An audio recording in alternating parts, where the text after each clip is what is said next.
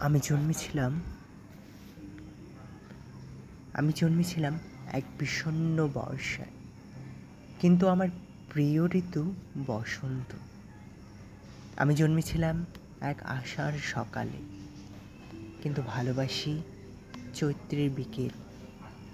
আমি জন্মেছিলাম দিনের শুরুতে, কিন্তু ভালোবাসি নিঃশব্দ, নির্জন নিশি। আমি জন্মেছিলাম ছায়া সুনিবিড় গ্রামে, ভালোবাসি বৃক্ষহীন রৌদ্রদগ্ধ ঢাকা।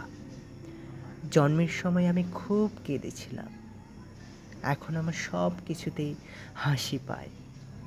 আমি জন্মের প্রয়োজনে ছোট হয়েছিলাম, এখন মৃত্যুর প্রয়োজনে বড় হচ্ছে। নির্মলেন্দু গুণের আরও কিছু কথা ছিল, প্রিয়জন চলে গেলে মানুষই ব্যথিত হয়। আকাশ নির্বিকার, আকাশ কখনোই নয়।